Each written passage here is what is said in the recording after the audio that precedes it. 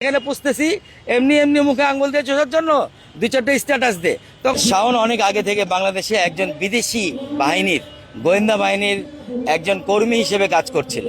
এর প্রমাণ হিসেবে আমি আপনাদেরকে বলি, 1990 দশকে তখন বাংলাদেশে কলকাতার সাহিত্যিকদের মারাত্মক রকম প্রচলন ছিল এবং যেটা ভেঙে দিয়েছিল হুমায়ুন আহমেদ এসে। হুমায়ুন আহমেদের লেখার এত জনপ্রিয়তা পেয়েছিল যে এপার ওপার দুই বাংলাতেই হুমায়ুন আহমেদ সমান তালে তার বই বিক্রি হতো এবং সেই সময় কলকাতার যে সাহিত্যিকরা ছিল তারা একটু ডাউন মার্কেট হয়ে গেছিল। এরপরে হুমায়ুন আহমেদ হাত দেয় হলো নাটকে এবং সিনেমাতে। এই তিনটা ক্ষেত্রে সে সমানভাবে সফলতা অর্জন করে। তখন ভারতীয় যে এজেন্ডা ছিল, মূলত যে তাদের যে ইনকাম ছিল, এটা ওই সেক্টরগুলোতে কমে যাওয়ার কারণে তারা এখানে একজন লোককে ইনপুট করলো এবং সেই লোকটা ছিল শাওন।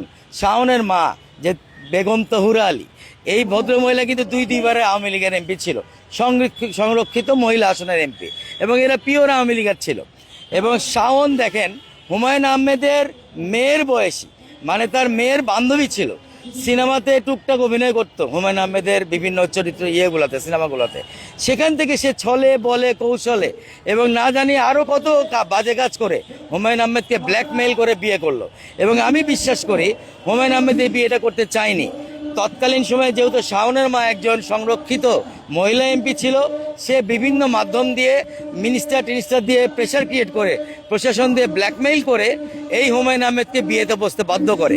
কেননা সেই সময়ে কিন্তু হুমায়ুন আহমেদ এবং গুলতেকিনের যে প্রেম কাহিনী ছিল তা বাংলাদেশে একটা রূপকথার মতো প্রচলিত ছিল এবং সেই প্রেম কাহিনী আমাদের কাছে একটা আদর্শ ছিল এবং সেই আদর্শের জায়গায় বাড়ি মারে শাওন। হুমায়ুন আহমেদের ব্যক্তিগত ক্যারেক্টারে বাড়ি মারে শাওন এবং এর ফলে বাংলাদেশের সাহিত্য জগৎ তছনছ হয়ে যায়, বাংলাদেশের সিনেমা জগৎ তছনছ হয়ে যায় এবং নাটক তছনছ হয়ে পুনরায় ইন্ডিয়ান এবং ভারতীয় চলচ্চিত্র, ভারতীয় লেখকদের লেখা এবং নাটক আবার বাংলাদেশে ঢুকে পড়ে। এটা ছিল একটা নীল নকশা ভারতের এবং সেই নীল নকশাকে এখানে সফল করে সেটা হচ্ছে শাওন। এর পরবর্তীতে দেখেন বাংলাদেশের দুজনের মৃত্যু নিয়ে আমি আজকে স্পষ্টভাবে বলতে চাই, দুজনের মৃত্যু নিয়ে চরম বিতর্ক আছে। তার মধ্যে একটা হচ্ছে হুমায়ুন আহমেদ, দুই হচ্ছে আমাদের ঢাকার মেয়র আনিসুল হক। এই দুজন হঠাৎ করে তাদের এই মৃত্যুকে আমরা কোনোভাবে মেনে নিতে পারি না এবং কিভাবে তারা মারা গেল, কিভাবে ক্যান্সার হলো, তাকে কোথায় নিয়ে ট্রিটমেন্ট করা হইলো, বাংলাদেশ সরকার কিছু করলো না, কাউকে কিছু জানানো হলো না, কেন হলো না, এই দুটো মৃত্যু নিয়ে কিন্তু এখনও রহস্য আছে। আপনারা যদি এই রহস্যকে ঘাঁটেন, আমি মনে করি যে এর মধ্যে শাওনের কিছু না কিছু হাত আপনি পাবেন, ভারতের কিছু না কিছু হাত আপনি পাবেন, যে তারা মিলিয়ে আমাদের এই বিশিষ্ট সাহিত্যকারকে তারা মানে সংঘবদ্ধ হয়ে তাকে মেরে ফেলেছে। এখন আপনি দেখেন শাওন যখন হুমায়ুন আহমেদের স্ত্রী ছিলেন তখন কিন্তু সে একবারও এই যে আওয়ামী লীগ পন্থী যে কথাগুলো সে বলছে এবং বাংলাদেশ বিপরীতের যে কথা বলছে, বাংলাদেশের বিরুদ্ধে যে কথা বলছে, সেই কথা কিন্তু সে তখন একবারও উচ্চারণ করেনি। যখনই হুমায়ুন আহমেদ মারা গেছে শাওন কিন্তু আপার হ্যান্ড আসছে এবং বাংলাদেশে যখন রয়ের আর কোনো এজেন্ট ছিল না 2024 সালে 5ই আগস্টের পর, ঠিক 5ই আগস্টের পর শাওন কিন্তু মাথাচাড়া দিয়ে ওঠে এবং তখন থেকে সে কিন্তু ছাত্র জনতার বিরুদ্ধে বলছে। দেখেন 1400 ছেলে চোখের সামনে আওয়ামী লীগ মেরে ফেলেছে, 1400 ছেলেকে চোখের সামনে সে তৎকালীন আওয়ামী লীগের প্রশাসন গুলি করে পাখির মতো মেরে ফেলেছে। তারপরও শাওনের মতো নির্লজ্জে বেহায়া মেয়েরা আমাদের জুলাইকে নিয়ে এই ধরনের কথাবার্তা বলে। আমি তো বলবো আসলে জুলাই এবং আগস্ট শাওনকেই সিডিআই করেছে বলেই শাওনের মনে এত ব্যথা পেয়েছে এবং শাওন এ কারণে জুলাইকে সিডিআই বলেছে। আসলে বেসিক্যালি শাওনকেই সিডিআই করা হয়েছে এই জুলাই এবং আগস্টের মাধ্যমে।